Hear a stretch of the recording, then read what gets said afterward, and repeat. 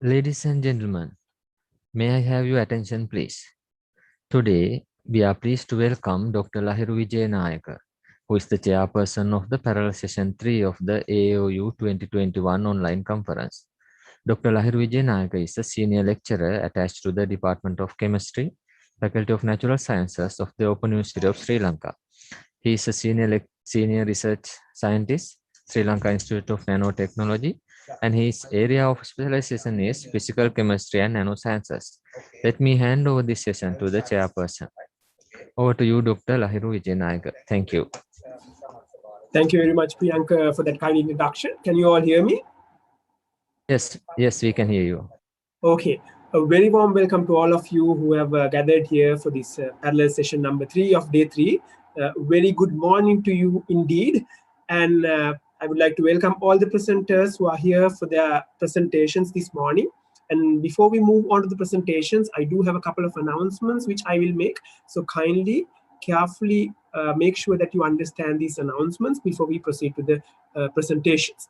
So the theme of this parallel session number 3 is best practices in ODL for education for sustainable development. Indeed, a very relevant topic for all of us here today. We have had 3 parallel sessions on the same theme before this. So I believe that we have learned a lot from this conference on this theme, and we look forward to this session once again, because I'm sure there will be a lot for us to learn from this parallel session as well. And today joining us, there will be 8 presentations that will be done during this parallel session. So there will be presenters from all over the globe who will virtually join us in presenting their wonderful work on the theme of best practices in ODL for education for sustainable development. So as you see on screen right now, we have a list of 8 presentations, and I will go one by one once we come into the presentation session. And as I mentioned, a couple of important reminders. The first important piece of information that I need to say is that each presentation will be allocated 10 minutes of time for the presentation, followed by 5 minutes for the Q&A.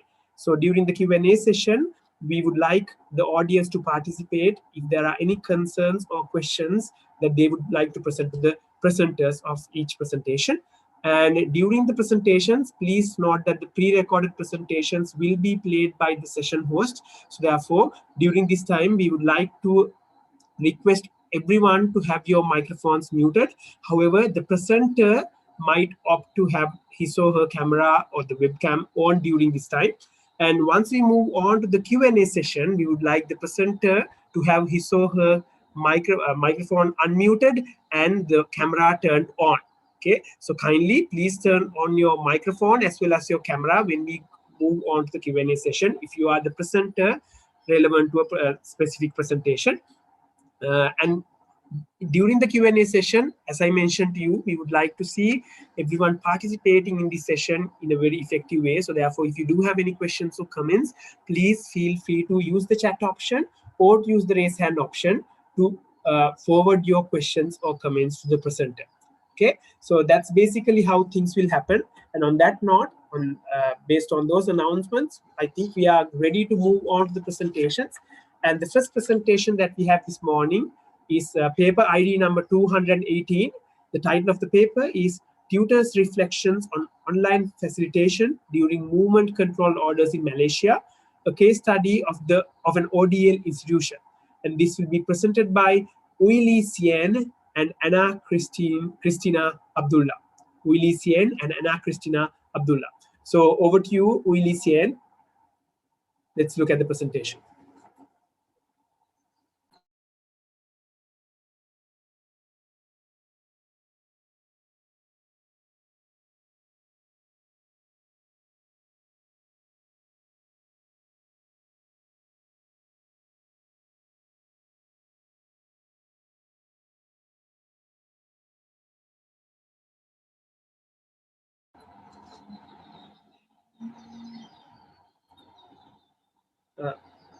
We can't hear the recording. Can you kindly replay the recording from your end? Priyanka? Yes, sir. Here audio is very low in this presentation. That's the case. We'll see. Okay, sorry.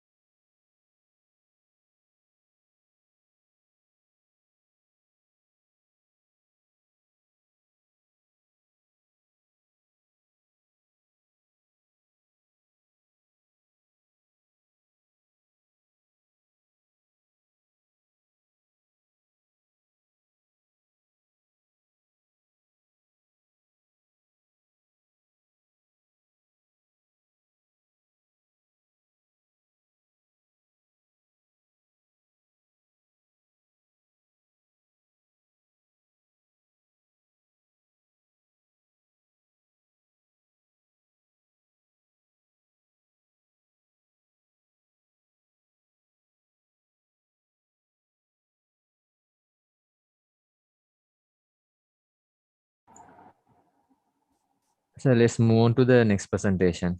Okay, thank you, Priyanka. Okay. I'm extremely sorry for the technical issues that we have encountered. Paper ID 218. Are the presenters here with us this morning? Uili Sien and Anna Christina Abdullah, are you here with us?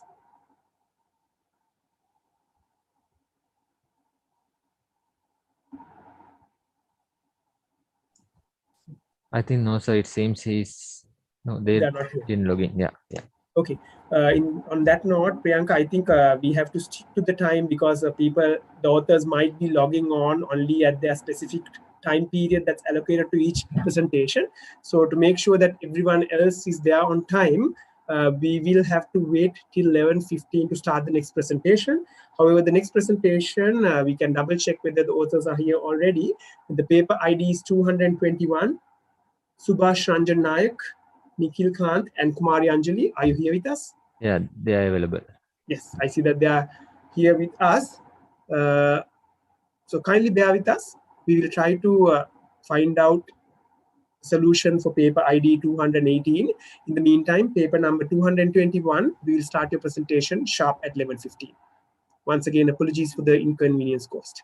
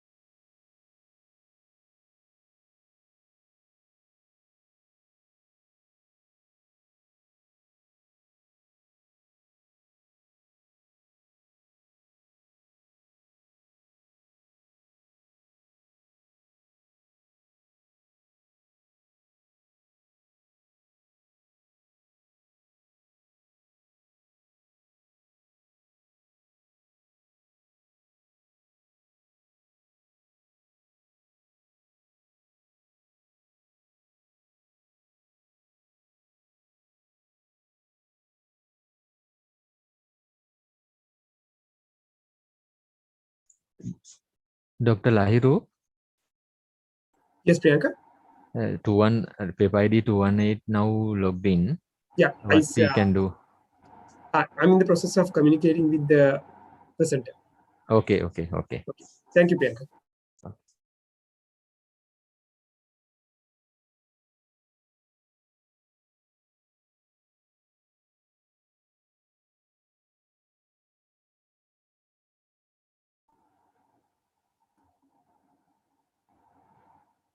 Uisen Sien, are you here with us?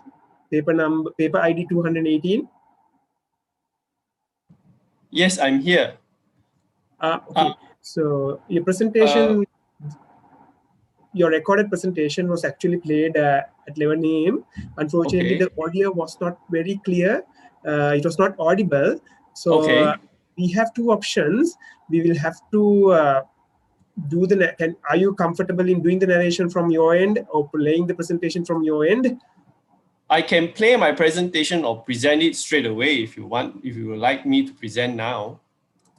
I think we should do that. So, I mean, whatever is most convenient to you, let's move forward with that, because the recording, the audio cannot be heard. So it might be best if you could present it right now, live. Okay, Are you let comfortable me in doing that? Yeah, sure. Sure. Let me open up my PowerPoint presentation first. Sure. Priyanka, shall we make the presenter a co-host?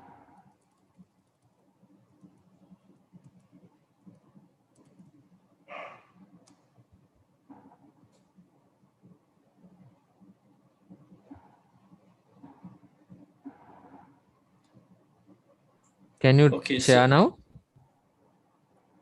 Sean? Yes, yes, I'm sharing screen now. So can you all see my screen now? It's Yes, starting. it's sharing. Yeah, it's starting. Okay. Yeah, you can see. So, okay, can I proceed? Sure. Okay. So, good. In my place is good afternoon. I'm sure it's good morning at your place. I'm Wing Lee Sen, Sean, and this is a paper presented by me and Prof. Anna on tutors' reflection on online facilitation during the movement control order in Malaysia because of the COVID-19 in Malaysia. So it's a case study of an ODL institution. Some background, because of MCO, COVID-19, MCO was done on the 18th of March in 2020, and we suspended all higher education institutions suspended their face-to-face lectures and tutorials, and moved everything on to the online platforms. And so tutors relied on their face-to-face tutorials to build rapport and conduct discussions and explain assignment tasks. And because of this MCO, a lot of tutors have to rethink their strategies to conduct all these tutorials online. So in order to, this paper is looking at is to identify the challenges faced by the tutors during the MCO period, as well as to identify the strategies that they use to conduct the online facilitation. And thirdly, to investigate the differences in the challenges faced between senior tutors and junior tutors during their online facilitation, as well as the strategies that they used. So that led to the research questions. Number one, what are the challenges faced by the tutors? Number two, what are the strategies that these tutors used during this period? And what are the differences in challenges faced by the tutors and junior tutors and the strategies used? So some literature background, according to Chong Noor and Valerin, Niti Matthew, as well as Yusuf and Ahmad, there are a few challenges when it comes to online facilitation. Number one, learners losing focus during online classes. Number two, unsatisfactory learning platforms like the LMS or on the multimedia platforms like Zoom or Microsoft Teams. Number three, a lack of basic learning tools for, like, for example, books and laptops. Number four, extension of online classes due to poor internet access. Number five, poor internet connectivity. And number six, not able to attend classes online. So there are some best practices that some of the tutors use, bonding relationships, the tutors acting like a learning partner with the student, where the students can bounce off ideas with them, the effective use of technology by the tutor, as well as discussions by the tutor on the platform, on the learning platforms. Now, there are also some research looking at the tutor's age and the use, between the tutor's age and the use of technology. There's some research found that older teachers might not have the adequate training to use the latest technology as compared to the younger ones. And another one is a secondary indicator of age will be teaching experience, where less technology used by experienced teachers compared to better or higher technology used by teachers with less experience, less teaching experience. So teachers having more years of experience also need training in IT skills and technology. This is a conceptual framework looking at the tutor variables of age, experience, and challenges, and how they influence the online facilitation and the challenges in meeting the challenges they face during MCO, and the best practices and strategies they use to meet a successful online facilitation. So the methodology we used was a qualitative research design with open-ended questionnaires adapted from Wing et al. We used convenience sampling of 32 tutors who were from in the course and during MCO, but because it's MCO, the survey was done using Google form, and out of 32 tutors, 26 responded. and how we got their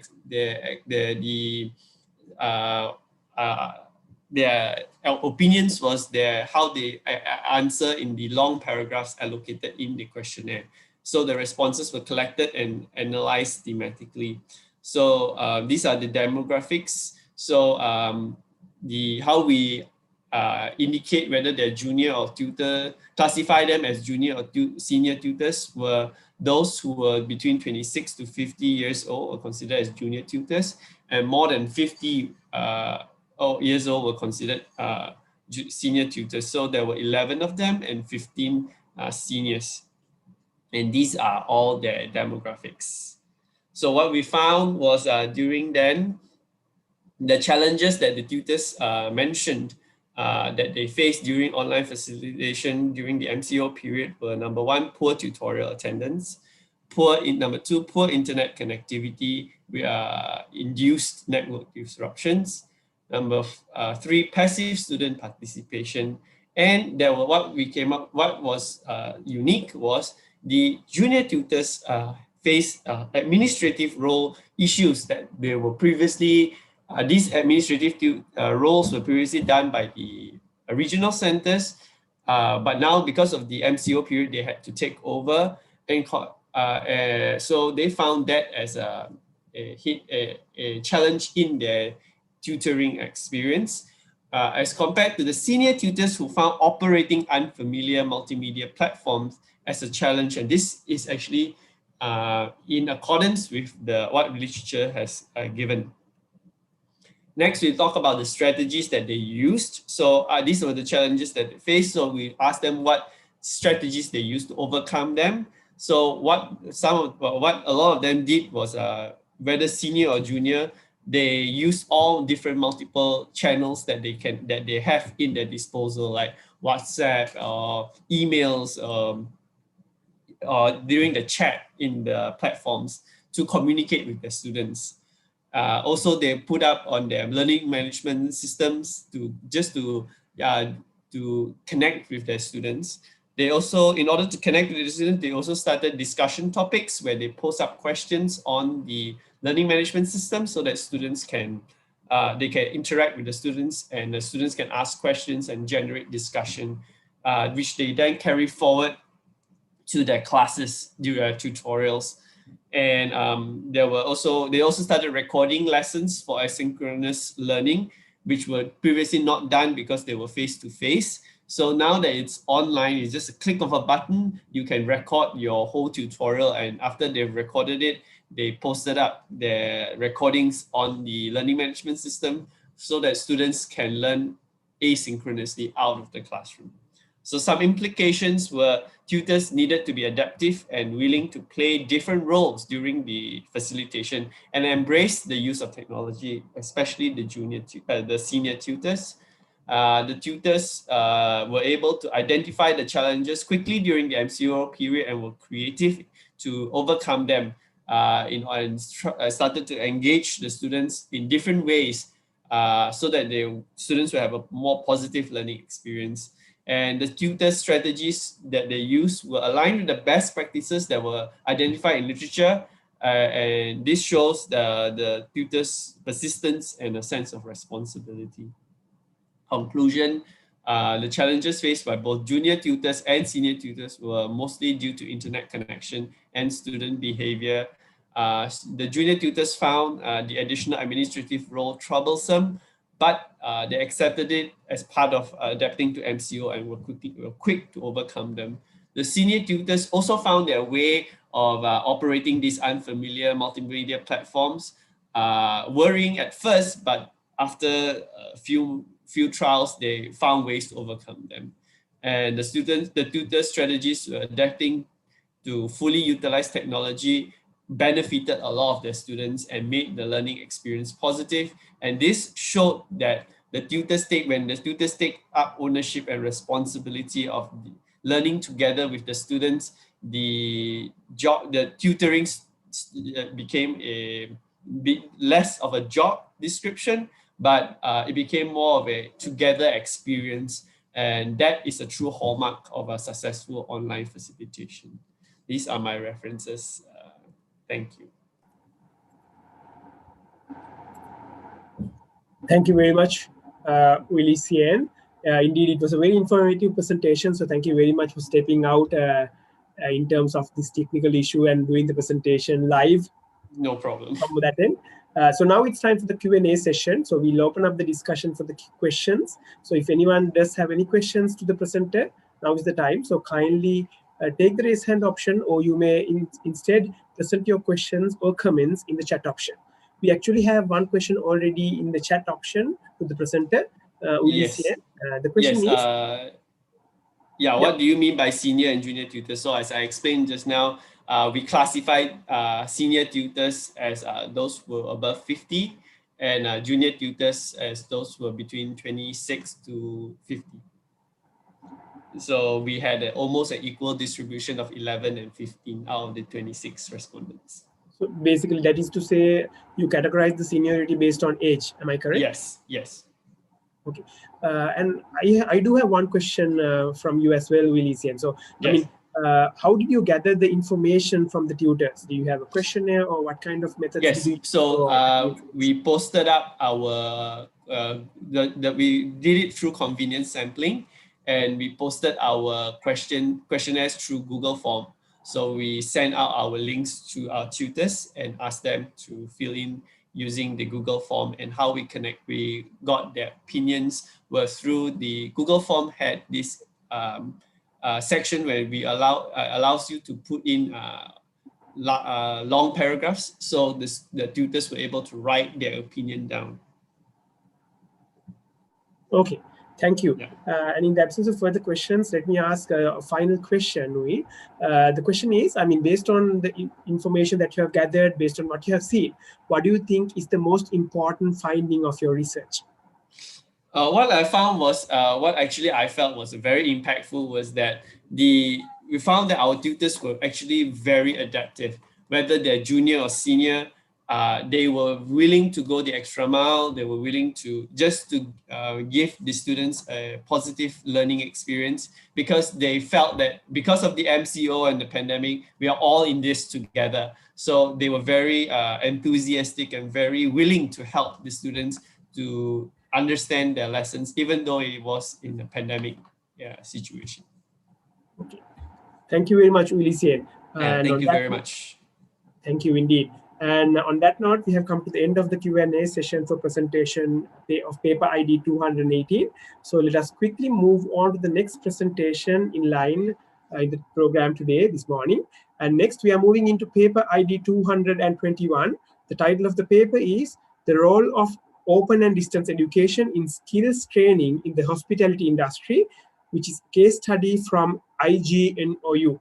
So the presenters this morning will be Subhash Ranjan Nayak, Nikhil Kant, and Kumari Anjali. I believe the presentations are here already joining us. So let's listen to the presentation and move on to the discussion.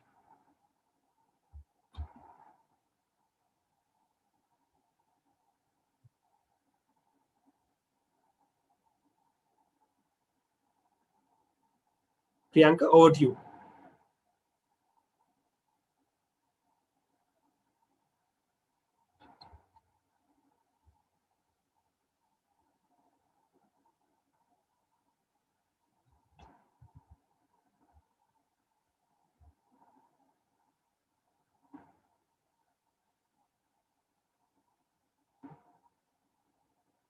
Management Studies, IGNOU, Mrs. Kumari Anjali, Research Scholar, School of Sciences, IGNOU, New Delhi.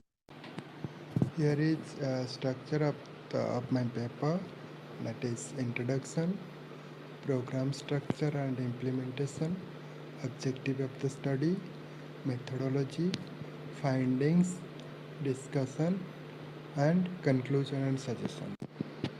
This paper examines the role of open and distance learning system in training of skills.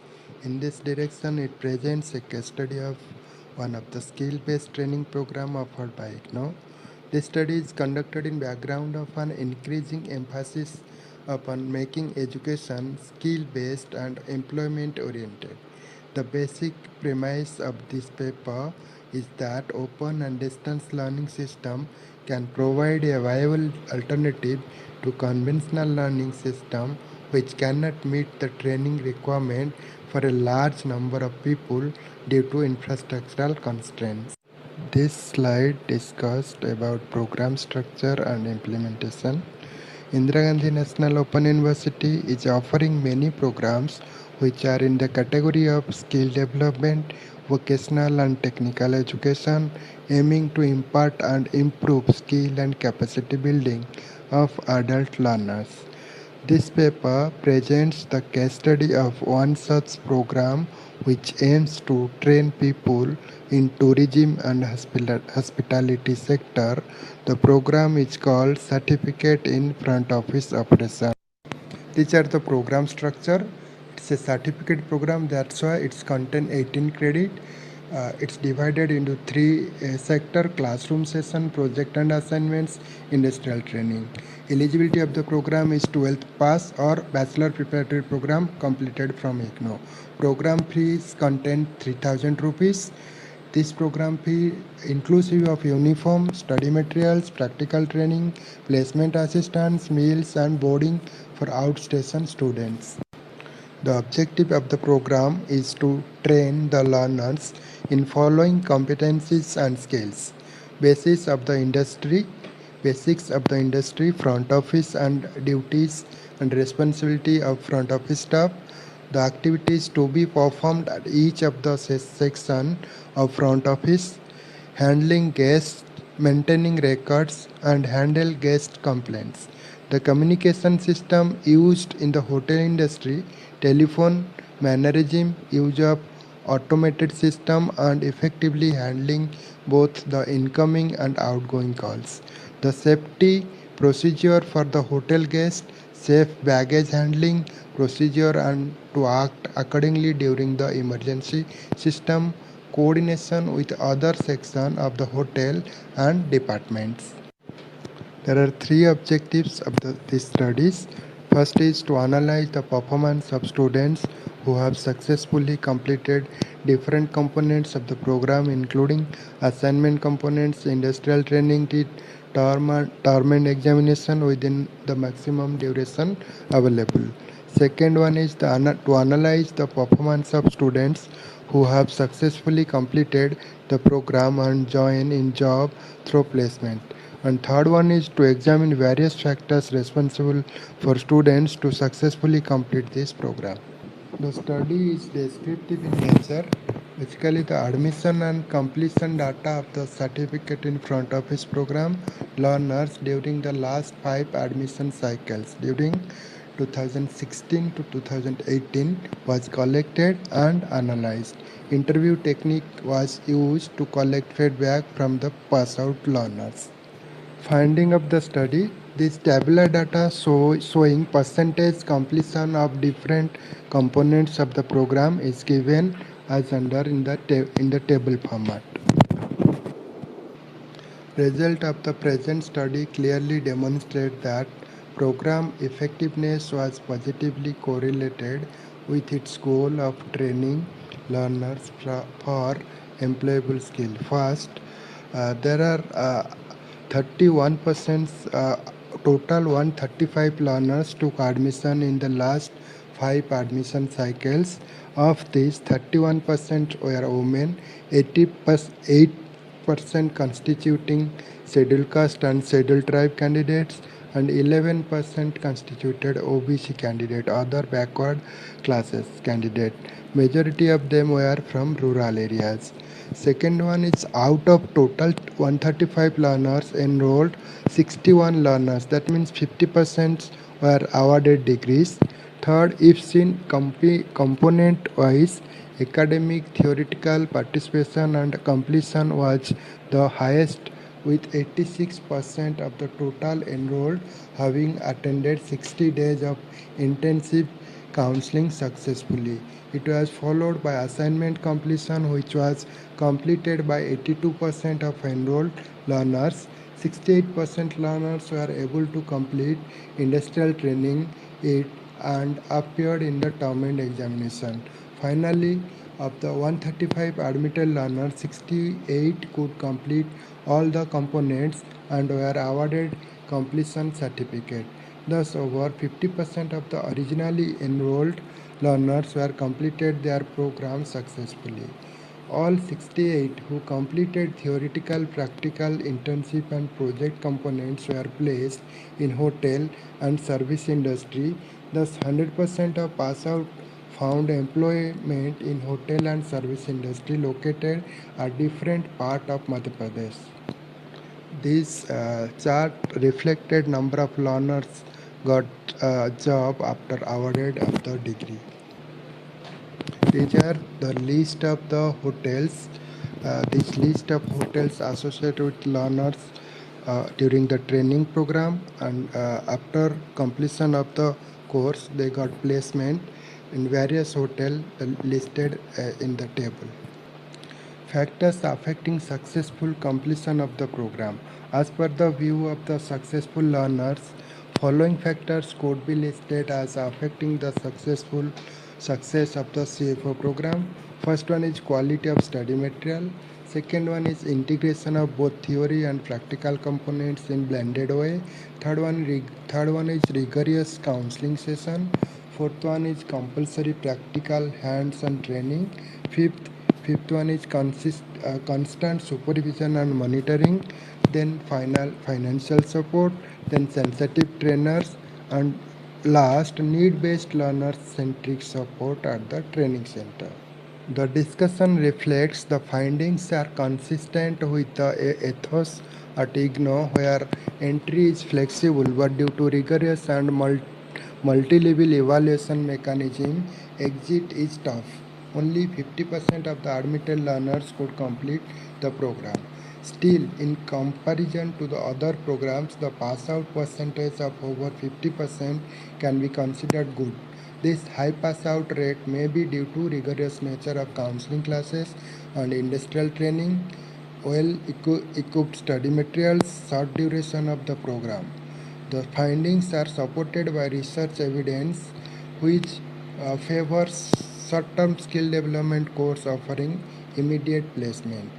Thirdly, however, as can be seen, the participation of vulnerable section including scheduled caste, scheduled tribe, women is still quite low and unequal, which need to be improved. The last part, conclusion and suggestion part, says that there is a need for a clear focus on improving the employability of graduates. Indian higher education is organized into the binary of general and professional streams. General education, which is an excellent foundation of successful knowledge-based career, often fails to equip graduates with necessary work skill due to its poor quality. On the other hand, professional education is often expensive, lengthy, and usually imparted in narrowly specialized private institutions with little emphasis on liberal arts, which is essential for development of intelligent, able-minded citizens. The need of the hour is blended, integrated curriculum and programmatic approach. If this could be included in distance education along with greater flexibility and the innovative pedagogy, the skill training can be done in an effective way. In the last part, the paper suggests further there is a need to place a special emphasis on verbal and written communication skill, especially in English, which is a global language and a must for those who are working in tourism and hospitality industry. Language and communication skill would go a long way in improving the employability of the large and growing mass disempowered youth. Thanks to everybody. Namaste. Thank you very much, Subhash. Are you here with us? Subhash Ranjan Nayak, Nikhil Kant, and Kumari Anjali. I believe the presenters are here joining us this morning. So now we have come to the end of the presentation, and now the paper is open for discussion. So if anyone has any questions for the presentation, please feel free to raise your hand or post your questions in the chat option. So until we wait for questions from the audience, I do have a question for the presenters. Subhash, based on the information that you presented, it's a very timely move. As you mentioned, it's the need of the hour to go into online methods, especially in areas where all the online teaching is seldom practiced. Whenever we talk about skills, it's something that's very difficult to teach online. However, your commendable efforts have proven to be very effective in this regard. So my question is, in this program that you mentioned, in this program of study that you mentioned, were there any assessments? Subhash?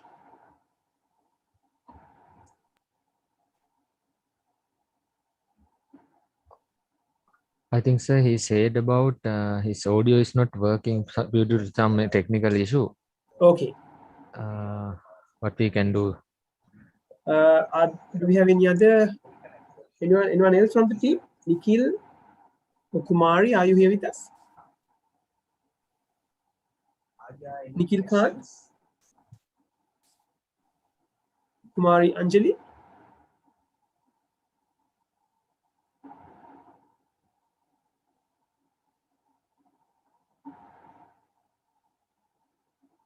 Okay, unfortunately, it looks like there are technical issues from the other end.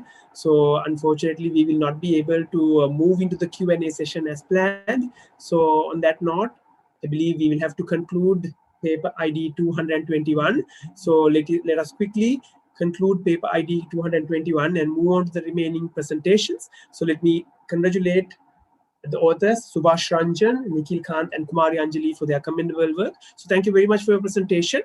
And we are moving into the next presentation this morning, which is paper ID 99. The title of the paper is Students' Academic Perseverance at the Open University. And this work will be presented by Ranak Lins and Arifin Zaidi. So now we'll move on to the presentation, the pre-recorded presentation. And once we are done playing the pre-recorded presentation, we'll open the paper for discussion. So over to you for the pre-recorded presentation. Okay, dear ladies and gentlemen, good morning everybody. My discussion today about student academic perseverance at the Open University by Rana Klinte and Mr. Arifin Sajim from Open University Indonesia, Makassar. Introduction. The task of self-regulated learning at the Open University is subject to contact time and time management achieved within a given time frame. Study time spent, a negative effect of a surface that is not maximal.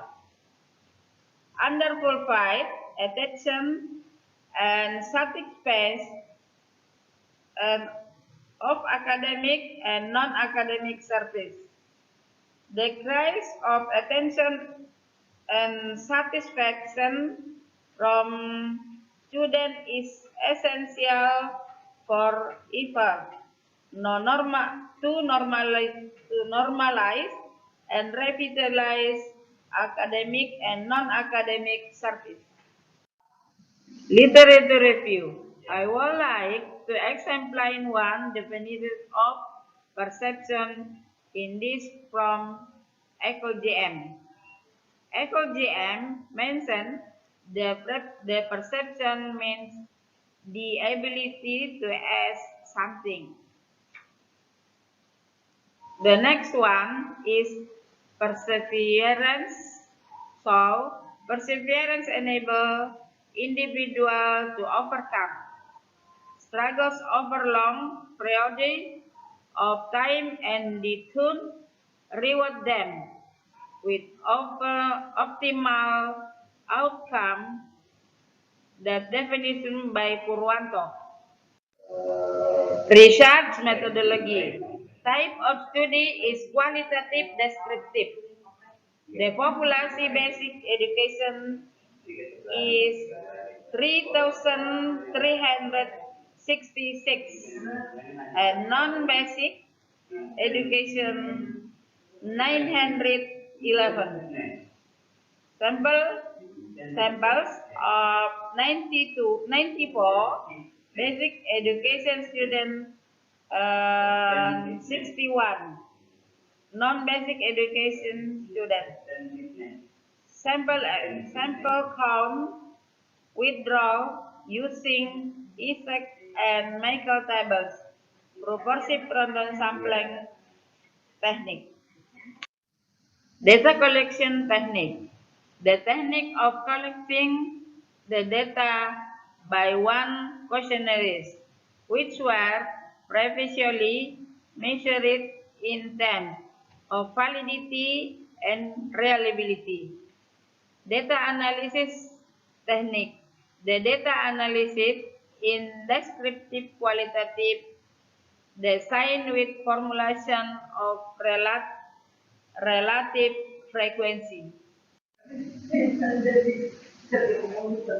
Result, validity and reliability test of the questionnaire. 1. General service. The overall percentage of general service peak at 64%. Registration service. The overall percentage of student registration service peak at 64%. Learning aids. The overall percentage of learning aids service peak 88%. Practicum service. The overall percentage of practicum service peak 87-90%. Learning material service.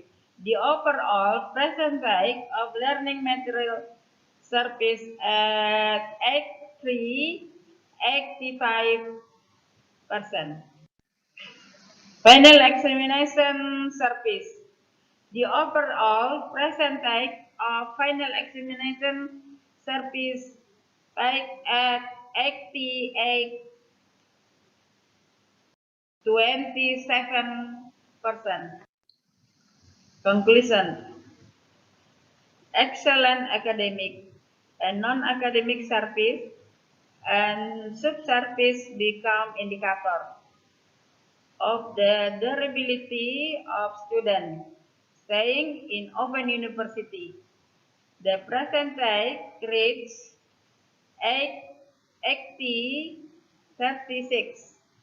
This percentage indicates that if students want to stay in college until they finish at the Open University, then service and sub-service must be done well. Thank you for attention. Thank you very much, Mr. Anak, for that insightful presentation. Now the paper is open for discussion. So once again, if there are any questions from the audience, please post your questions or concerns in the chat option, or else instead you may raise your hand and we will prompt you for your concerns. So while we wait for any questions from the audience, let me ask some questions from the presenter. Mr. Anak, are you here with us? Mr. Anak, please.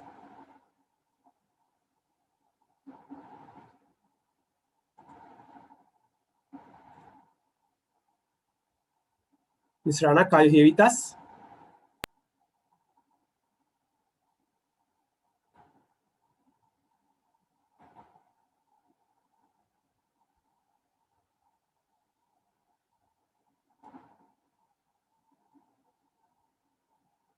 Arifin Zaidi, the other author of the paper.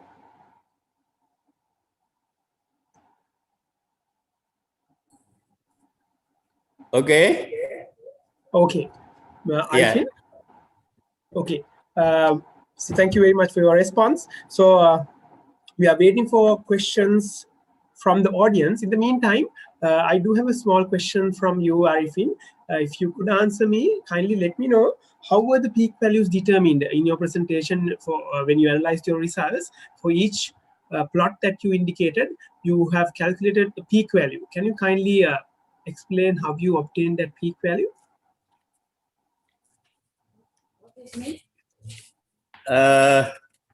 Thank you very much for your question. So about the problem of the title discussion that the Open University of Makassar, Indonesia have still the problem that the public do maximal understand what is the principle of Open University of Makassar. That is the post result. And the second, Open University of Makassar, Indonesia still do not understand the public of Indonesian of Open University Indonesia Makassar that there are many things must understand to how to continue the Open University of Makassar, Indonesia. Mm-hmm. Okay. Okay, thank you very much for your answer. Are there any other questions from the audience?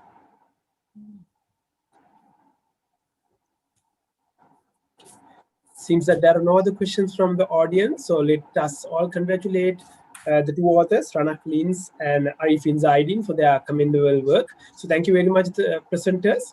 So on that note, thank you very much for being here with us this morning. So on that note, I think we are good to move on to the next presentation of the session, which is paper ID 209. So paper ID 209, the title of the paper is Factors Affecting Online Education for Public Servants in the Philippines. And the work will be presented by Jury Lizette M. Gavesia. So over to you, Jury Lizette. So we'll play the presentation first and we'll open the paper for discussion later. Thank you. And the title of my presentation is Factors Affecting Online Education for Public Servants in the Philippines.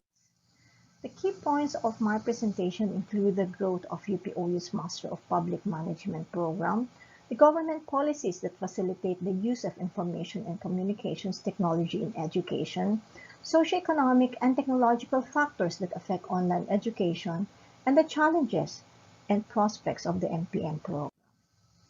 The COVID-19 pandemic has prompted educational institutions to shift online. The abrupt migration to online learning and then lockdown has disturbed the lives of students, staff, and faculty comfort.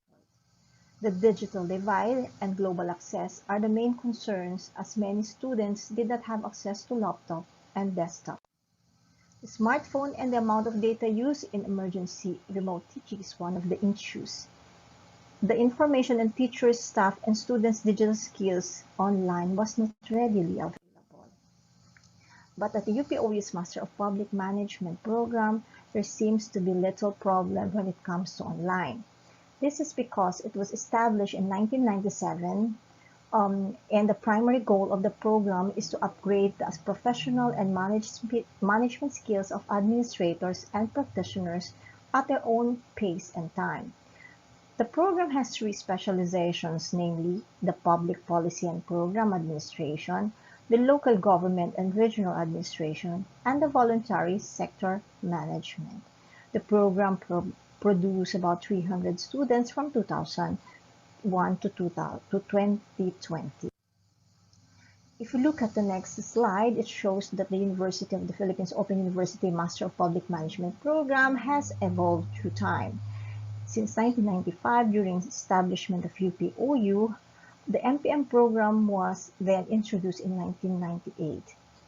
And then in 2001, or the turn of the century, there was the introduction of the integrated virtual learning environment at UPOU.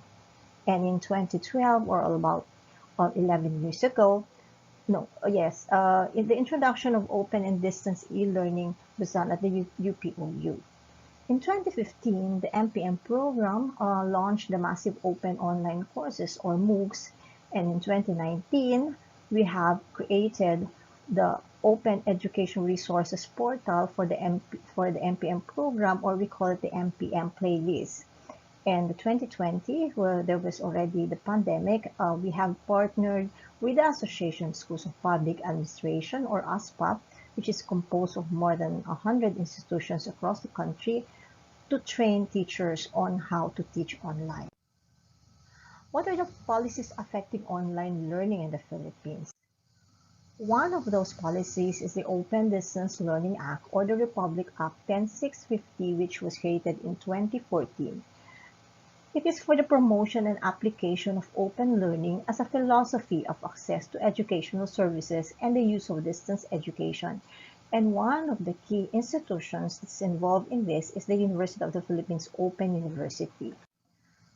But here, last year, during the pandemic, the country has also embarked on a new policy, which is the Bayanihan to Recover as One Act, or the Republic Act 11494, which calls for the development of smart campuses through investments in ICT infrastructure and acquisition of learning management systems.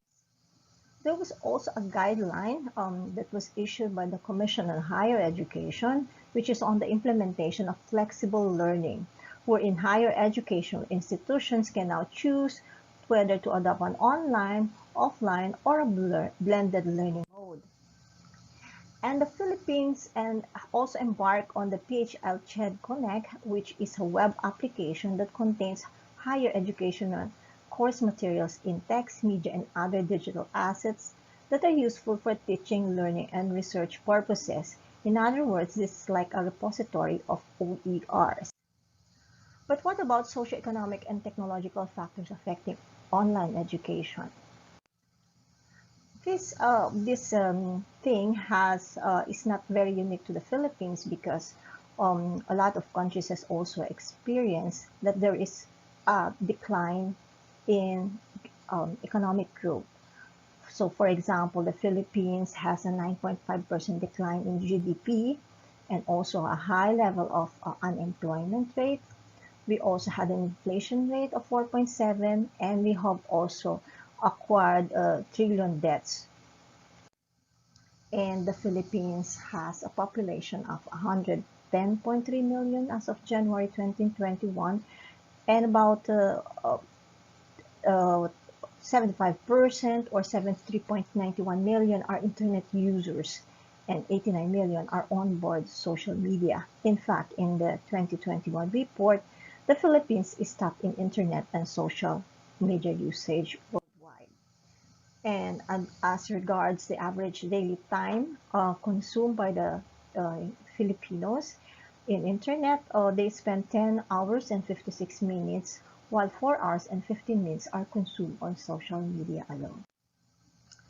1.41 million homes have smart devices, so that mobile phones have a web traffic of 51.3%, while laptops and desktop have 45.6%. In terms of content, online video content is the most consumed activity on the internet, with 99.4% of internet users.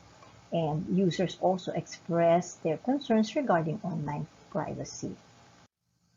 The most used platforms is the YouTube with 97.2%, and Facebook 96.8%, and the Facebook Messenger, which now gives us an idea what we're going to use in case we continue with online education.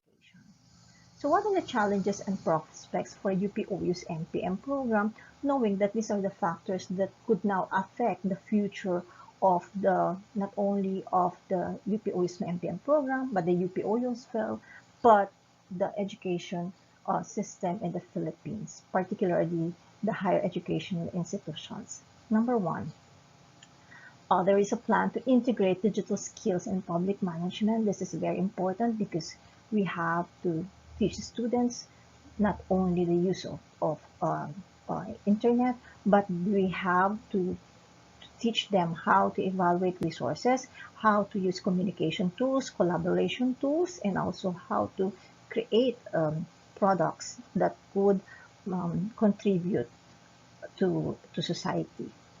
The internet infrastructure remains a challenge, although because of the COVID pandemic, we see that there's there's an increase or improved access towards the in internet, as well as the cost will be going down as well. And number three, we need to develop the capacities of the NPM faculty members in order to teach them as well with the new skills. And number four, there should be a conduct of the research of the competencies of MPM graduates as we prepare for the new normal. What would be the competencies that's needed for a graduate of the MPM program? There will be a continuous development of open education resources or OERs and the development and implementation of micro courses or more. Thank you very much. And if you have any questions, please feel free to ask. Thank you.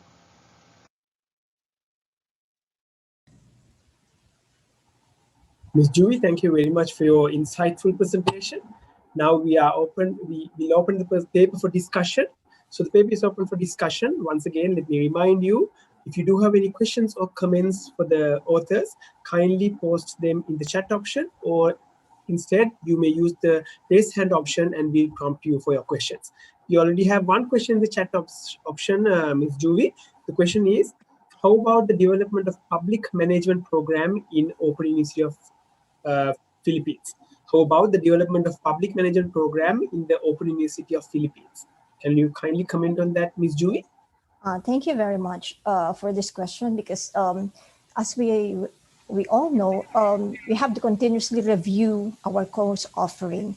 And given this socioeconomic and political situation that we have, it's important that we take them into consideration. I think these are, there will be skills. If we look at, for example, our public servants now in the way they deal with COVID, we can see that they sometimes lack collaboration tools, the collaboration skills. Then you can just say, can we just create a group chat for you so you can discuss it among yourselves before issuing a certain policy, to lock down or not to lock down, because, you can issue a lockdown and somebody else would issue. So these are public servants, so they should know how to collaborate.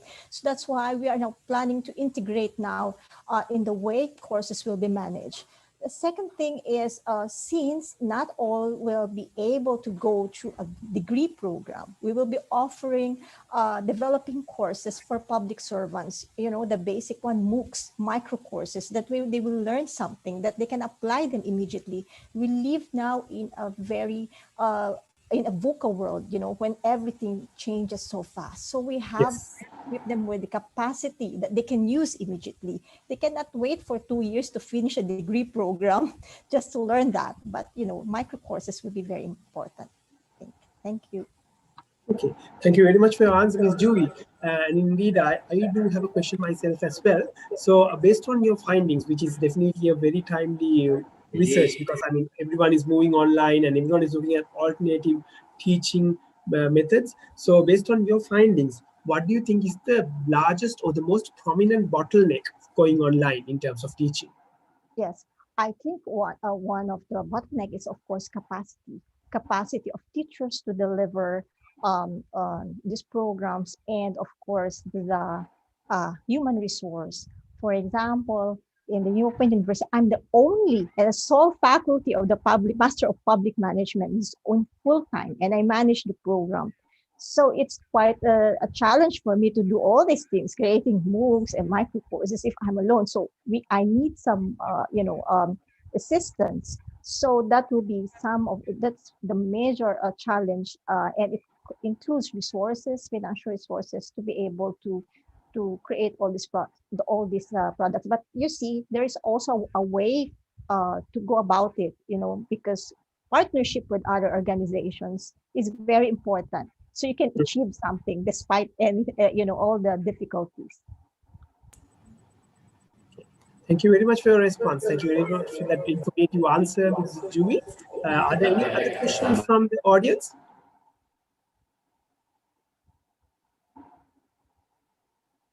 So in the absence of any further questions from the audience, let me congratulate Ms. Jui Lizette for your commendable efforts in doing this very timely research. So well done, and all the best with all your future endeavors.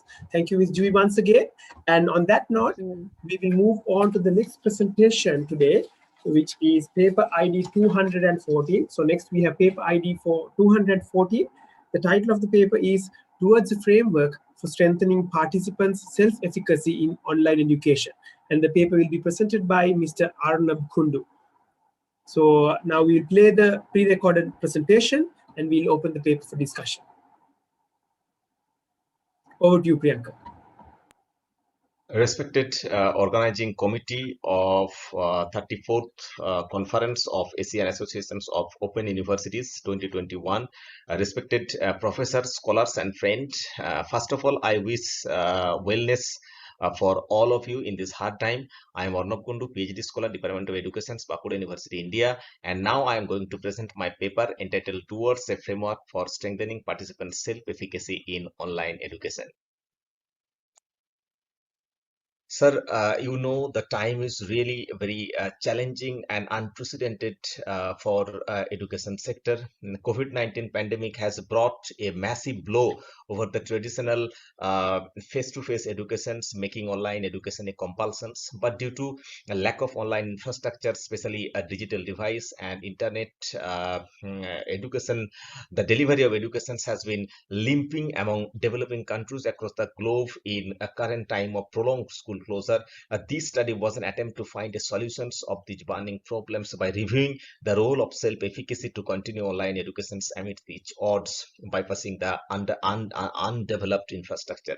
The self-efficacy is very important in human life, and a number of studies have been made highlighting the role of self-efficacy in online education in past few years. And in this study, I have made a review of them with a special focus on the ASEAN countries in search of a policy framework for strengthening participant self-efficacy in online education. The specific research questions set for this study were what is the role of self-efficacy in online education, what are the factors influencing self-efficacy in online education, and how to strengthen participant self-efficacy in online education. Origin of self-efficacy theory. Sir, you know that self-efficacy theory is a subset of Bandura social cognitive theory.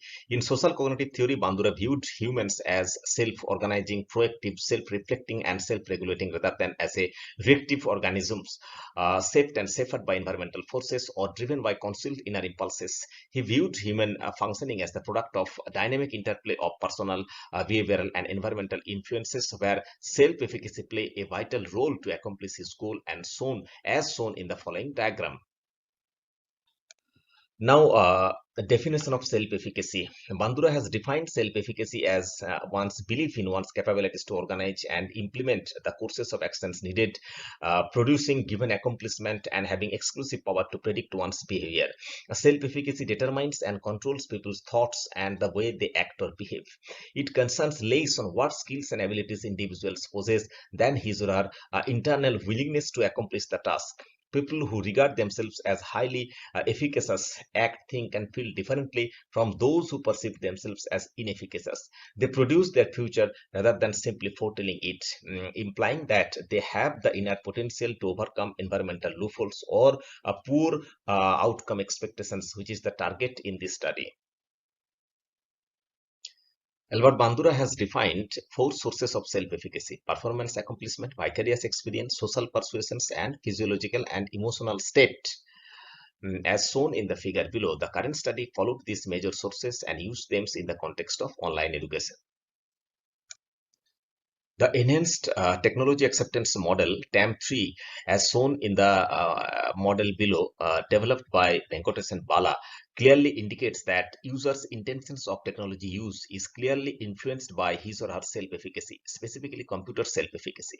This model empirically established self-efficacy as an important factor contributing users' ease of technology use. Hence, this model has been served as a theoretical framework in this study.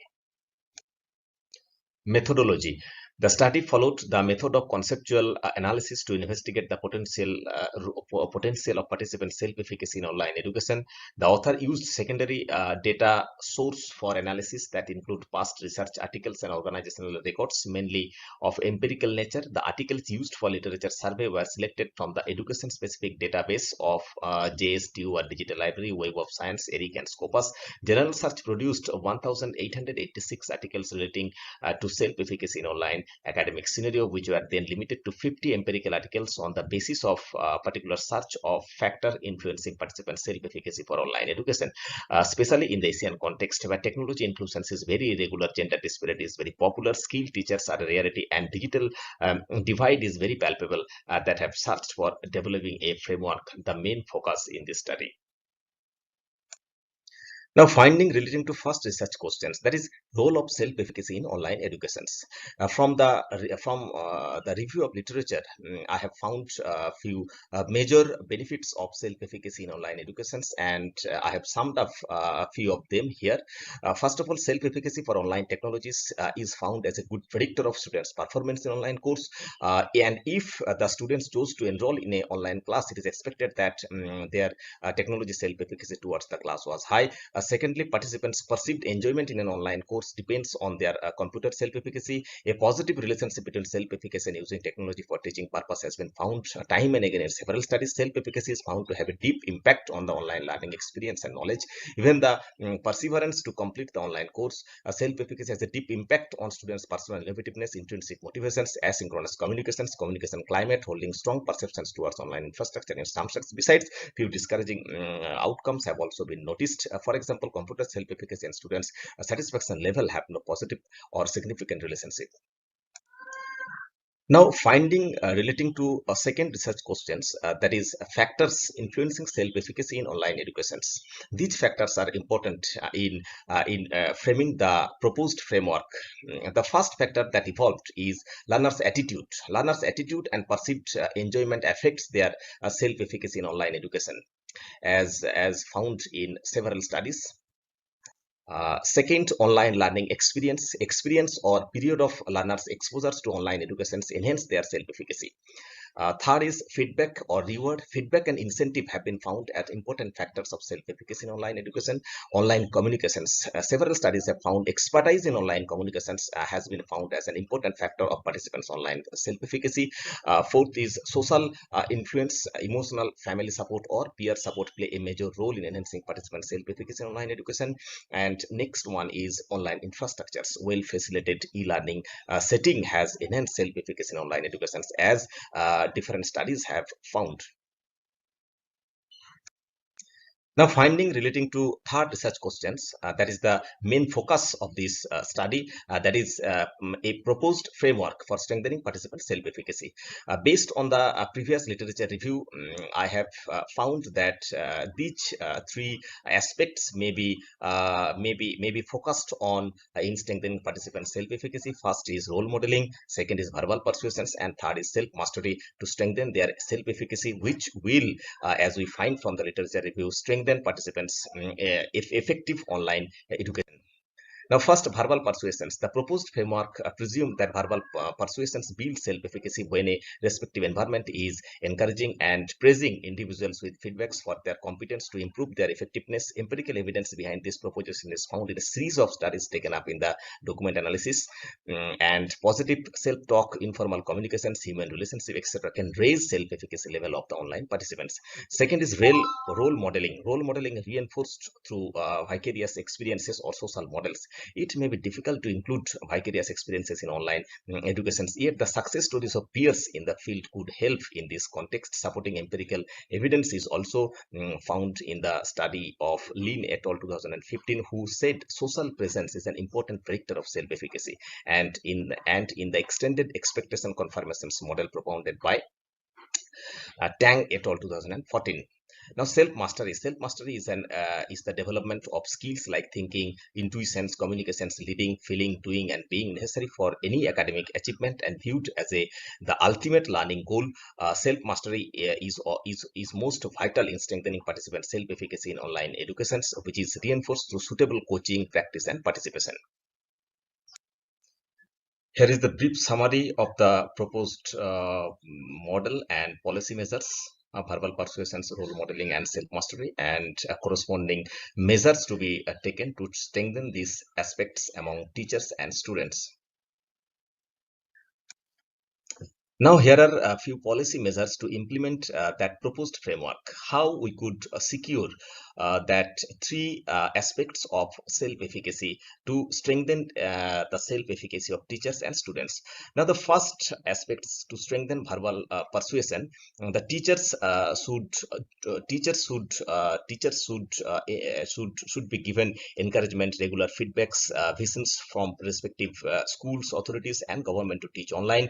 Teacher-teacher interactions will encourage their ability and efficacy. A clear visions before teachers regarding what to teach, how to teach, and access will help their smooth functioning. The stress producing during teaching in online, especially from inabilities, need to be reduced by suitable mentoring and peer support. Now, for students to strengthen their verbal persuasions, the encouragement from parents, teachers, and society as a whole will enhance their use of online learning. Constructive feedback from teachers and parents will help to strengthen their self-confidence. A clear vision from school authorities and teachers when and how to get benefits from online learning will enhance their belief.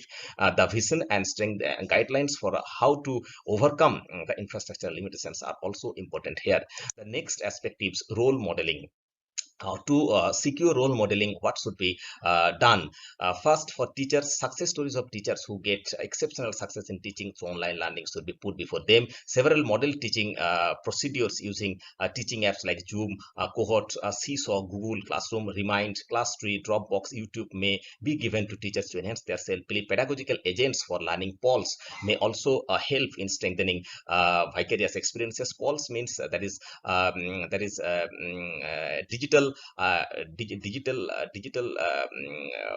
digital forms of teachers which could inspire or teach teachers virtually. Next, for students, peer support or peer learning play a big role. If friends can learn online, why we can't I? The student is expected to put more effort to overcome his weaknesses, and it will enhance their efficacy. Animated lifelike characters embedded in instructional applications or instructional videos models may serve this purpose. Self-efficacy starts with autonomy and self-regulations. Children who are allowed to decide for themselves and choose their way are more self-reliant and dependent. Always a good idea to let them choose and talk so that they get to do what they like and not lose interest in it. Now, the third aspects of self-mastery, and to secure it, teachers overcome their obstacles and setbacks with perseverance and resilience. They will attain mastery over the online teaching that will strengthen their self-efficacy belief. More practice makes him more confident about his abilities, skills, and reduce his chance of failing in the real task. To increase employee self-efficacy, organizations can conduct specialized training programs and orientations that promote self-efficacy, allowing teachers to express their opinion, active feedback, and mechanisms, prioritizing targets and helping them with time management and organizational skill. For students, students also, after overcoming their weaknesses, will attain mastery in learning through online that will enhance their sense of efficacy. Students will learn from their past success and failures. For this, they need to be offered with a democratic and cooperative learning atmosphere. And next one, students' attainment of self-efficacy may encourage other, hence success stories need proper circulation. Now, I want to conclude this study with the words that the framework revealed that all stakeholders of online education, students, teachers, institutions, society, parents, have crucial roles for effective online education. The authors hopes the framework will prove useful for students, educators, and developers operating online, especially for the millions of first generation and inexperienced participants of online education, for the large number of Asian countries who possess low self-confidence in their abilities, hence achieve less. However, the proposed model need to be tested empirically also. Hence, this study has a wide scope of future work by conducting empirical studies to test the validity of the model in different socioeconomic contexts.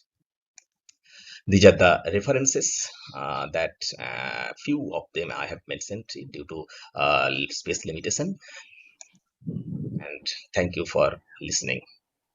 Thank you all. Okay, thank you very much, Mr. Kundu, for your presentation. Now the paper is open for discussion. So once again, I would like to remind you, if you do have any questions or comments for the author, please feel free to post your questions in the chat option, or instead you may use the raise hand option and we will prompt you for your concern. We already have one question in the chat option. Mr. Kundu, are you here with us? Yes, sir. Okay. I am here. Okay, thank you very much. Thank you. So as you may see, there's one question already in the chat option. The question is, how do you get the data on self-efficacy for online education research? How do you get the data?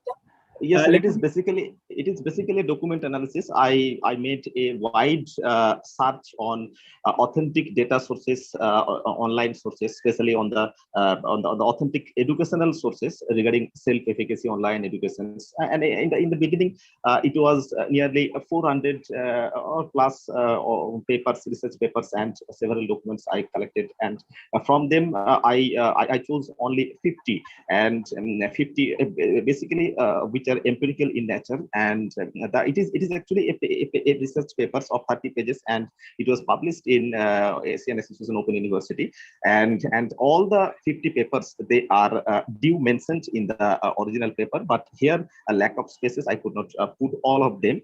The all 50 papers that were included in the study, these are all empirical natures, and they have direct significance with self-efficacy and online education, and I have put them here in this study.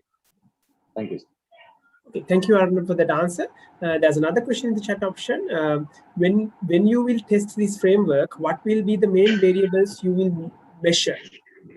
When you what will be the main variables that you measure? Or do you ask? Yes, sir. Definitely, sir. Main variable is teachers' self-efficacy. Sir, you must admit that we are in a debt trouble, and not only countrywide but globally we are in a debt trouble. We especially the developing countries like India or Sri Lanka, Pakistan, Bangladesh. These countries are in a deep problem because online we are compelled to go online, but our infrastructure is not suitable to get online. Even now, also India is suffering so much problems of networks and devices among students, and believe me, nearly 6 months majority of Indian schools, the students are really suffering. They are without teachers and without their learnings, and this actually prompted me to write this article, that how we could defend such a situation with our potential, in our potential. You believe that self-efficacy is in our potential among every person, not only teachers but every person. If we are internally prepared, to some extent we can overcome these disabilities, these difficulties. These difficulties could be defended to some extent if we are internally prepared, and that is the main objectives of this study, how we can find out an alternate of these situations. Thank you, sir. Okay, thank you, Arnav, for the detailed answer. And I do have a question myself while waiting for more questions from the audience. Well, you have laid out a very clear framework for this entire study. And based on your experience, what do you see as the limitations of implementing this framework? No doubt, sir. You know that cognitive structures, self-efficacy is basically a human cognitive structure, and cognitive structures are always very difficult to nurture and to nourish. They are always elusive, and to develop or strengthen self-efficacy is not an easy task. But we can make an attempt helping these references of this framework. That is, if we want to strengthen verbal persuasions, that the four major sources of self-efficacy that Bandura mentioned, this work is basically based on the four major sources, and how these sources could be implemented in online sectors. That is the main motto of this study. If we want to strengthen the verbal persuasions of teachers, how we could do? We could encourage and constructive feedbacks, stress reduction policies, clear visions of the. If we could do these things, the teachers' verbal persuasions maybe strengthen, and which could add on his larger self-efficacy level, and in such ways the others parameters, also other sources of self-efficacy could be nourished, and which will strengthen the overall self-efficacy. Though the paper is, I have already mentioned in the conclusions, that is subject to empirical evidences, needs whether this framework will work or not. Thank you, sir. Okay. Thank you very much for your answer, Arnav. Are there any other questions from the audience? So in the absence of any further questions, I believe that's all the questions that we have for you, Arnab. So we'd like to congratulate you for your commendable work. So Thank well you, done. sir. Thank you, And so keep much. up the Thank good work. And we wish all of you all the best for all your future endeavors. So good luck and all the best. And on that Thank you. note, we'll move on to the next presentation today in this session. So the next presentation will be paper ID 202.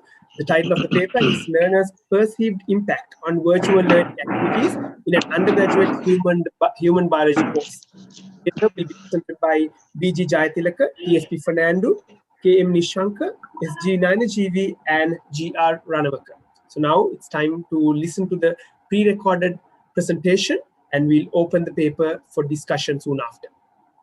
Over to you, Priyanka.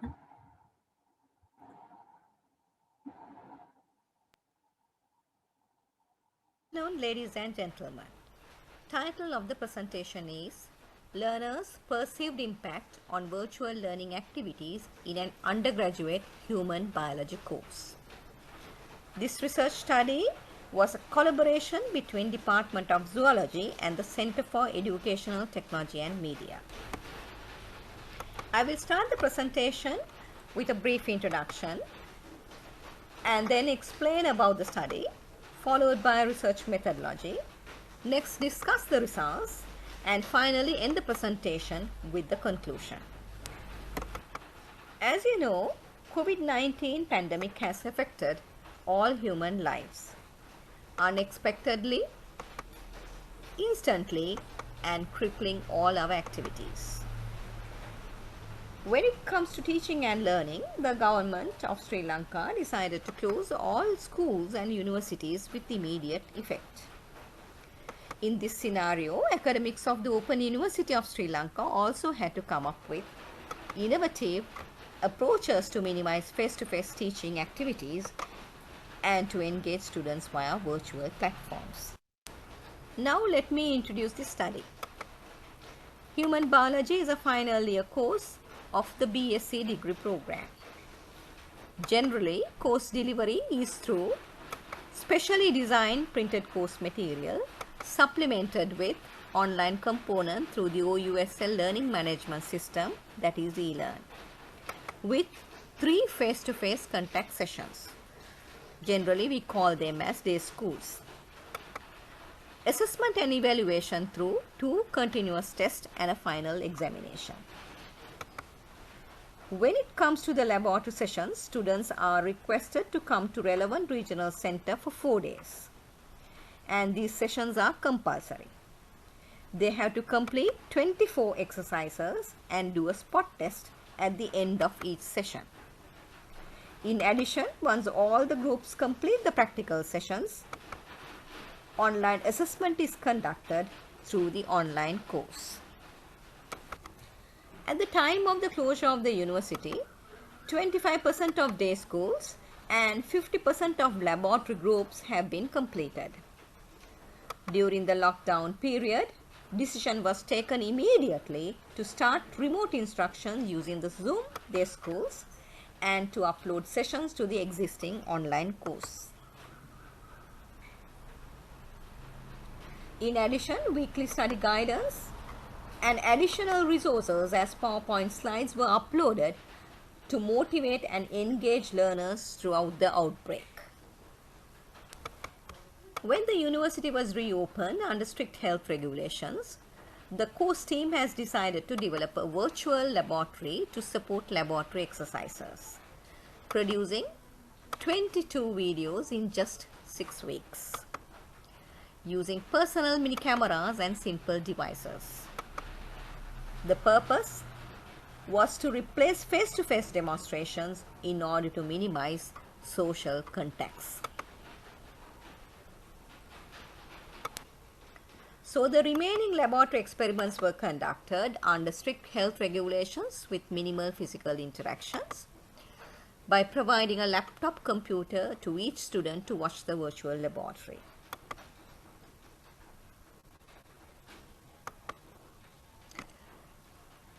It also reduced the duration of the face-to-face laboratory sessions from 4 to 3 days. The activity also promoted independent learning under the guidance of the staff.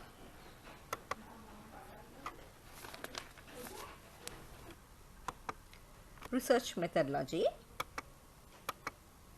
Research design was an exploratory research using mixed approach. Research methods used online questionnaire using Google form. The questionnaire consists of 3 parts. First part on Zoom lectures and recorded video sessions, and then second part on the virtual laboratory, third one on the impact of this technological innovation on their learning. Sample was a purposeful sample. 145 students were active and 88 responded to the questionnaire.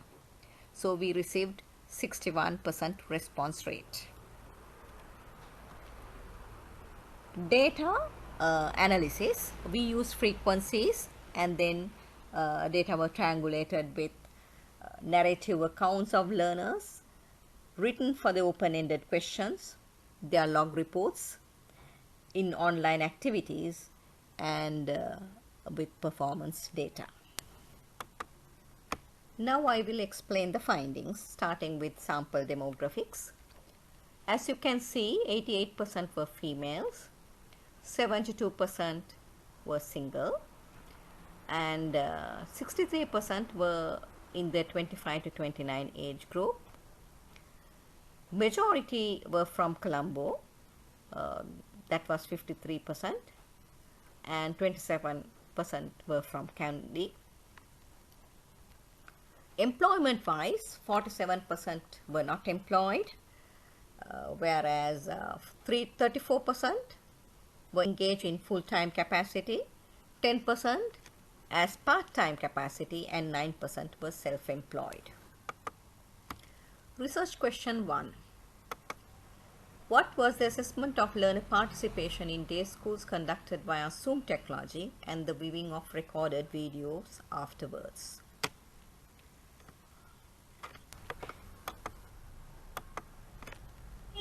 As you can see, most of the students, they use smartphones to access Zoom sessions as well as virtual laboratory sessions.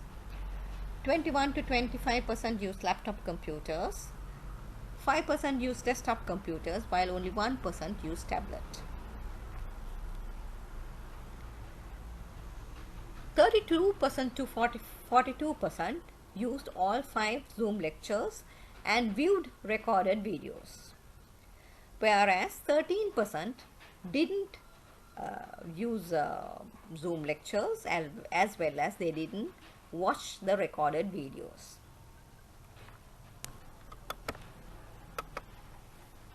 When we analyze the reasons for not participating in Zoom sessions, majority, 45%, indicated time constraints was a major reason. 18% did not have a device, 9% indicated that they didn't have data, didn't have signal, they were not aware of this session, and they were not interested in online learning. We also analyzed the reasons for having difficulty in connecting to Zoom sessions, and again the time was the major reason, and 5% indicated that they had problems with the internet and data issues, and 1% indicated that they had problems with the weather, and connecting difficulties 1% again, and they were not aware of the dates. Research question 2. What were the perceived impact of participating in Zoom sessions and the viewing of recorded videos afterwards? You can see the main impacts were convenience, motivation, efficient use of their time, availability of recorded videos, beneficial to their learning in the course. And you can clearly see the supporting quotation extracted from the open-ended questions.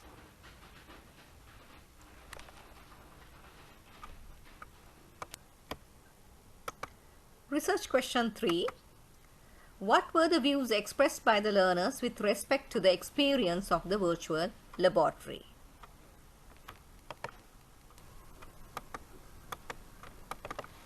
So you can see the overall experience of the virtual laboratory. They found it was quite easy to use, and they didn't face any technical difficulties. They also found the laboratory exercises were clearly demonstrated and the explanations were very clear. Video quality and the audio quality were satisfactory. They also indicated that they gained the required knowledge to carry out practical exercises, helped them to understand what was learned at the practical class. Virtual laboratory supported their learning experience. Overall, they enjoyed using the virtual laboratory. So the percentages were very high, above 70. Research question 4. What was the perceived impact of viewing the videos in the virtual laboratory?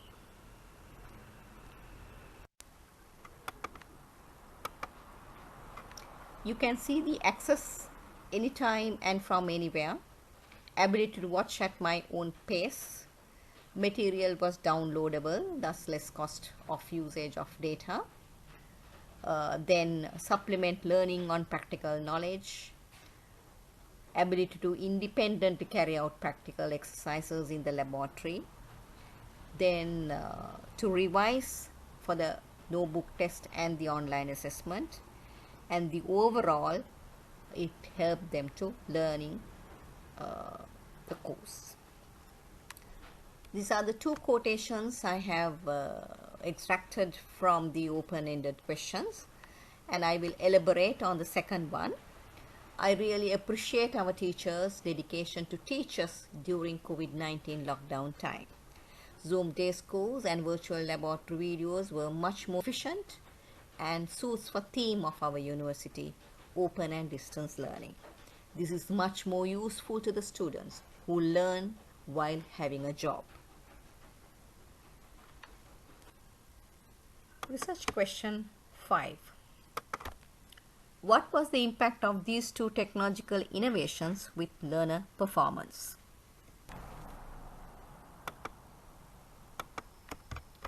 We have correlated the marks of continuous assessment with the log reports of accessing of PowerPoints based on 15 sessions, 5 recorded Zoom day schools and 18 videos and 4 PowerPoints in the virtual laboratory. So you can see that we have compared the accessibility of students and their performance on online assessment and practical mark. So you can clearly see the students who have accessed the learning resources, and there's a close correlation with the online assessment mark and the practical mark, and those two results were significant. Conclusion. This study showed that there was significant correlation between the virtual laboratory with student performance assessed by an online test. Learners value the technological intervention to bridge the isolation under restrictive environment. This study also showed positive impact on the overall learning and the tendency towards self-directed learning. This practice may be considered as a best practice to embed into the current practice of the teaching learning at the OUSL for future sustenance. Acknowledgements. Authors thank the staff who demonstrated the practical exercises and students who gave their valuable feedback. Thank you. Thank you very much, Dr. Gayatri, for that informative presentation. Now the paper is open for discussion. I would like to once again remind the audience that you may use the chat option to post your questions, or instead you may use the raise hand option to raise your concerns, and we'll prompt you for your concerns. So we already have one question in the chat option, Dr. Gayatri. The question is,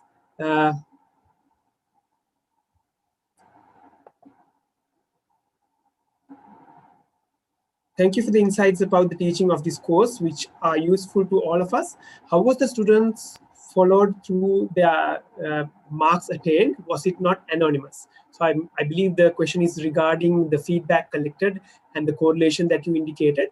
So how was the students followed through their till their marks attained, and was it not anonymous? Over to you, Dr. Gayatri. Actually, this is not anonymous. Online LMS, learning and management, you can get the student data. So actually, access is, you can identify who these people are and then connected with their performance. So it is not an anonymous survey. It is with the names. Okay, thank you, Dr. Gayatri. And there's actually another question in the chat. Could you please explain what the Open University of Sri Lanka had done during the COVID-19 for online learning? So can you kindly provide some information regarding that? Yeah, actually, the online learning is, we have been practicing since 2003. So it is not a new thing. But during COVID period, what happened was, we have to completely go for online.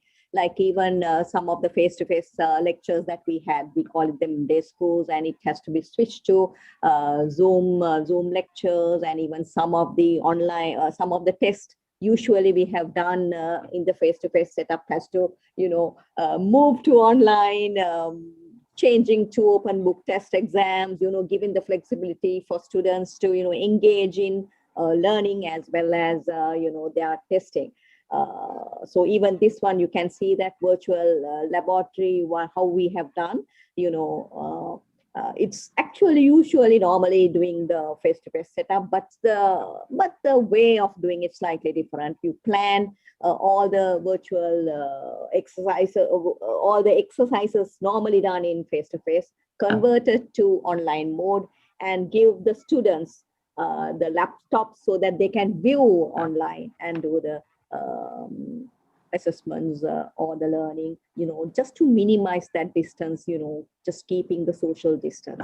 So it's a transformation. Okay. Thank you for your response, Dr. Gayatri. And indeed, that actually brings me to a question that I had in mind. Based on your findings, you mentioned that in terms of the participation, 45% of the learners identified time as a constraint. However, personally, I feel that going online would provide the learners more flexibility in terms of time. So do you personally think that the time constraint is any different if you compare online versus in-person sessions, or do you think it's basically the same? Maybe it depends on the work that they do, because some, we know COVID now for the Faculty of Health Sciences, most of the most of the students are in health-related work. So when we did the other work on activity theory, we found they hardly engage during this situation. So if the learners are not in the essential services, then they would have, log in and done a lot of activities.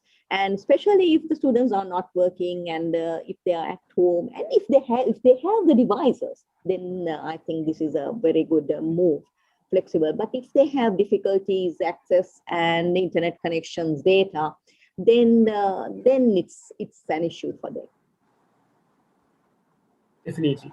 Thank you very much for your response, Dr. Gayatri, and indeed a very insightful presentation and a very insightful research, because that's definitely the need of the hour. So are there any other questions from the audience?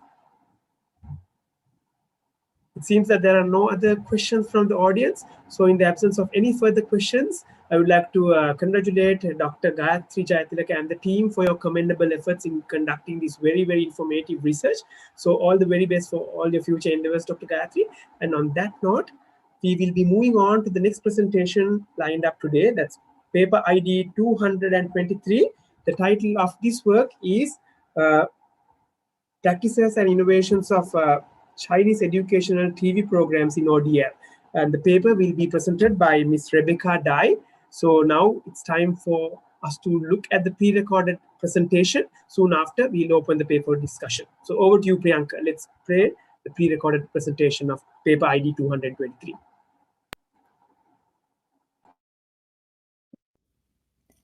Hello, everyone. My name is Rebecca Dai from Jiangsu Open University in China.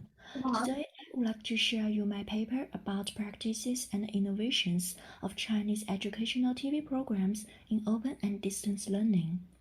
According to the statistics from 2019 China OTT Development Forecast Report, produced by AVC, an authoritative big data research institute of OTT industry in China. It shows by the end of 2018, the total number of TV users in China has exceeded 1.37 billion, including over 490 million smart TV users.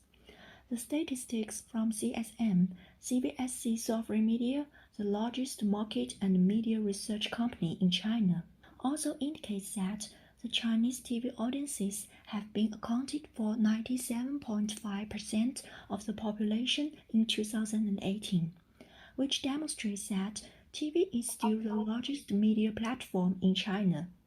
The prosperous China TV industry promotes the evolution of TV program production technology continuously and further improves the quality and influence of TV programs.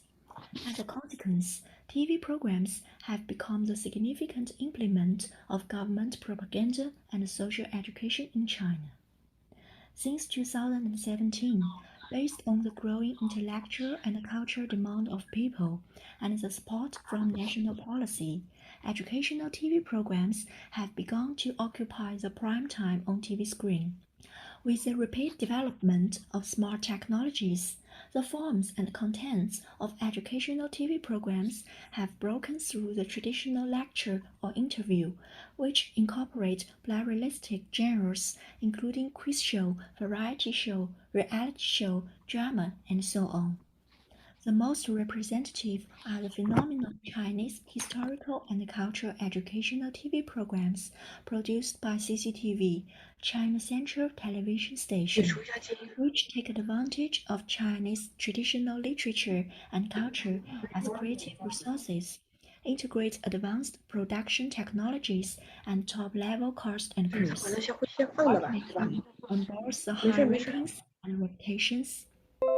As the statistics from CSM rating research shows, the programs produced by CCTV, like the Chinese poetry competition and the readers, their ratings are stable at 1 to 2% over the years, and even was up to 2.43%, which is more than numerous entertainment programs or TV drama series. The underlying reason behind this culture fever phenomenon is that watching educational TV programs has become one of the major channels of open and distance learning for Chinese citizens. Practically, with the establishment and development of ODL educational system in China, among these multiple teaching and learning methods, watching educational TV programs is always one of the major and favorites for Chinese learners, especially during the COVID-19 outbreak. In accordance with the statistics from CVB, the big data system of program ratings from National Radio and Television Administration (PRC), the highest rating rates of educational TV programs even reached 539%. Therefore, my paper introduces 3 excellent Chinese historical and cultural educational TV programs as models: National Treasure, The Wonderful Read, and China in Ancient Books, all produced by CCTV and applies literature research method, case analysis method, and inductive summary method, etc., to in-depth analyze their practices and innovations from the perspectives of program design, technology application, cultural and educational meaning. And this article also summarizes the successful experiences of these 3 programs and provides constructive suggestions to make them be regarded as referential models in global ODL educational systems. Owing to time constraints, then I would like to briefly introduce one of the 3 programs for all of you here to present my general research ideas. It is a phenomenal program that went viral during this year's Chinese Spring Festival. China in Ancient Books is a new historical and cultural program that focuses on classic Chinese ancient books, like the representative of Confucian classics, the Book of History, and the Great Book of Oriental Medicine, Compendium of Materia Medica, through the expression method of the time and space dialogue, and the innovation form of drama plus film plus cultural interview, It tells the origin, circulation, and attractive stories of those ancient books in the long history. The program invites well-known directors and actors to restore historical stories in the form of drama, and authoritative experts and scholars to share their thinking in the cultural interview. The program sets up two space-time, the ancient time and the present time, through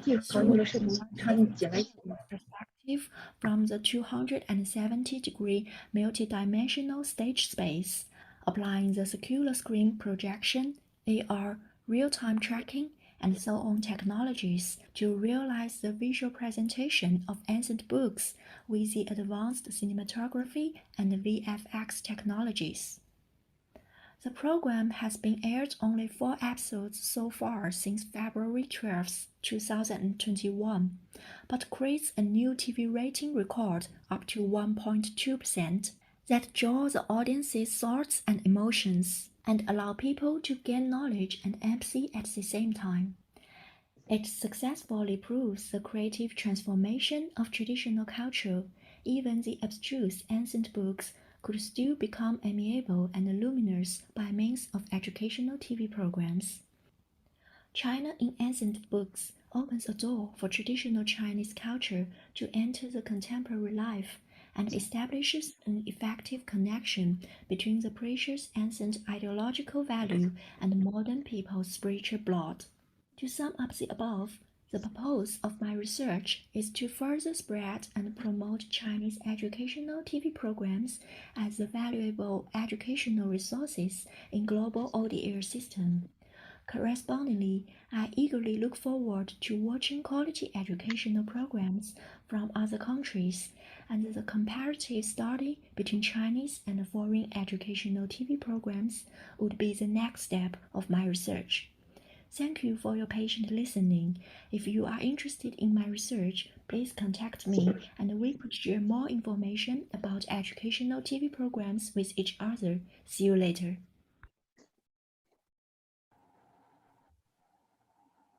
Thank you very much, Ms. Rebecca.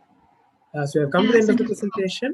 Ms. Rebecca, I see that you are here with us. So, Ms. Rebecca, just to make sure that everyone is on the same page, can I request you to very briefly summarize your findings? Because there were some audibility issues, unfortunately. So, I mean, if it's not too much trouble, can I request you to kindly summarize your findings of the research?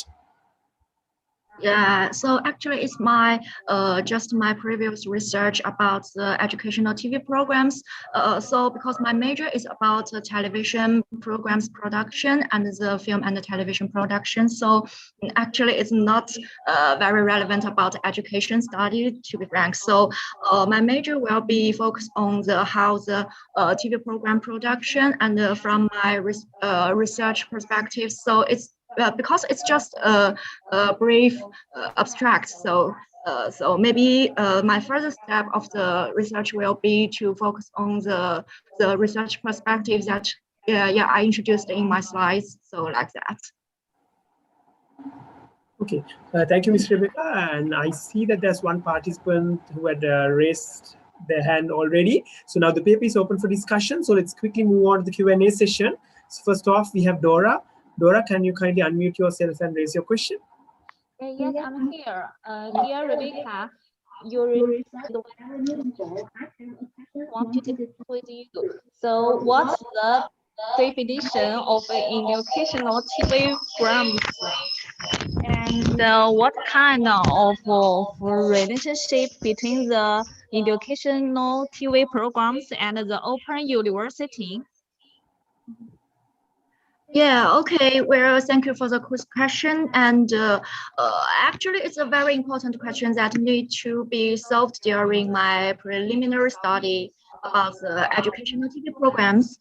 So to answer the first question, based on my previous research and from my the educational programs are those for the purpose of open education, social education and lifelong learning, which contain instructive service and to some extent a certain kind of public welfare. sorry so much because sorry so much. But according to the evolution from Mr. Welles, the founder of communication study, Miss Dora.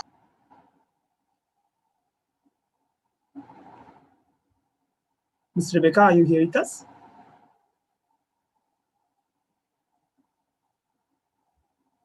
Miss Rebecca? Rebecca Dai, are you here with us?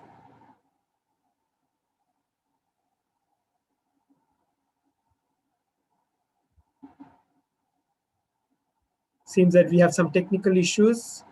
Kindly bear with us until we get them rectified.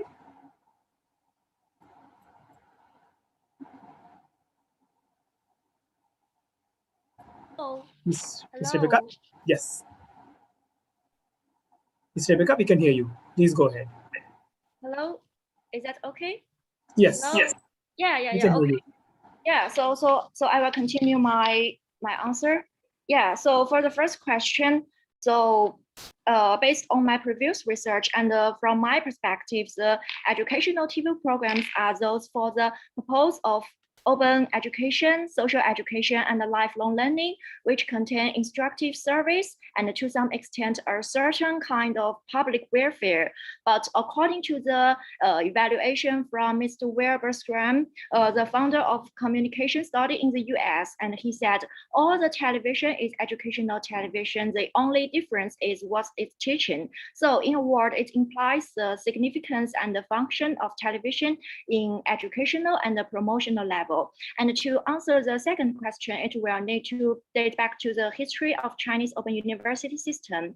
Yeah, because in China from 1970s, the open university was actually named the Radio and Television University before.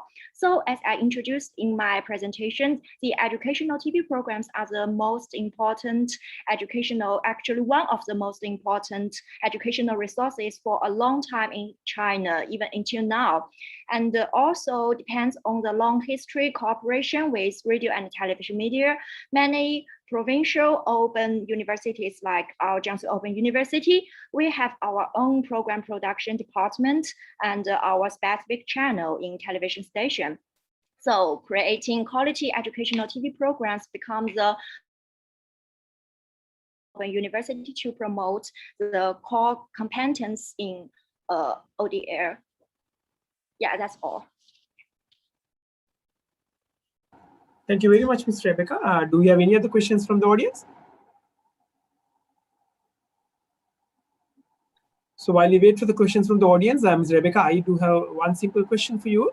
Based on your findings, based on your observations, what do you think is the way forward with these educational TV programs? Do we need to continue with them, or are there any recommendations that you would like to make? Yeah, as I introduced before, so from my perspective, the educational TV programs will be focused on the open education, social education, and the lifelong learning, and also based on my previous research. So I think the television is the important and the significant pace for the for promote the educational and the promotional level, and for open universities, and we can just strengthen our cooperation with the TV stations, and to like enhance the quality and to enhance the TV production of the programs. Yeah. Okay, thank you very much for your answer, Ms. Rebecca. Are there any other questions from the audience? Seems that there are no other questions from the audience. So on that note, let me congratulate Ms. Rebecca Dai for your work. So good job with all your work, and I would like to wish you all the best with your future endeavors. So congratulations once again on the presentation, and we have come to the end of your presentation by now. So moving on in the agenda, we do have one more presentation lined up. That's paper ID 56. Can I kindly make sure that the authors have logged in? Okay. Paper ID 56, Online Learning Breakthrough During the Crisis. Are the authors here with us this morning?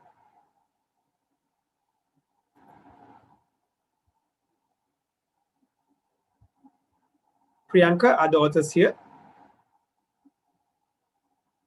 No, sir, they are not available here. They are not logging. Okay, so in that case, what would be the option? Shall we play the presentation or? Well, thank you very much. Great work.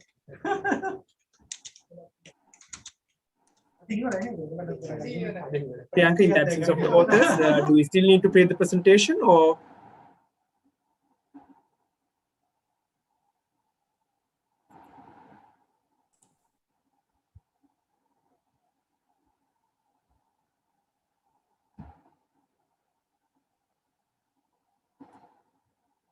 Priyanka, do we have the presentation available with us? Sir, the presentation is not clear, sir. Only the voice recording. So no PowerPoint presentation, that's why. Ah, okay, that's only a voice recording. So shall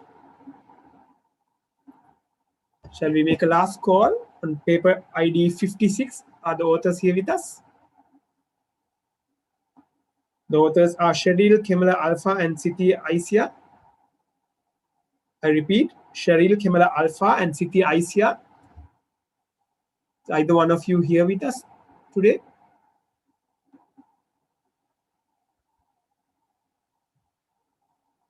Okay, so unfortunately, it seems that the authors are not available right now in the session. And unfortunately, we do not have a pre-recorded presentation to share with the audience. So therefore, we would have to omit that paper ID from presentation in this session. So on that note, we have come to the end of this very fruitful presentation. We have had seven papers being presented, and we have listened to some very enlightening and very, very insightful presentations. So on that note, let me wind up the session. So once again, before I wind up, I would like to congratulate all the presenters and all the authors who have contributed to the work that was delivered during this session. So this is the very last session of the AAOU conference. So we have come to the end of this parallel session on best practices in ODL. So once again, I would like to wish all the authors and all the presenters the very best in their future endeavors. And thank you very much, all the participants, for being here with us in this session. So let me wind up the session and we'll join back again with the concluding ceremony. Thank you very much. Have a very pleasant afternoon.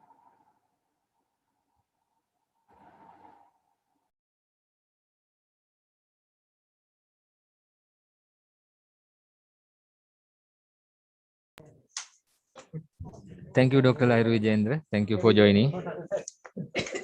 We will wind up the session. Thank you all. Thank you, Priyanka.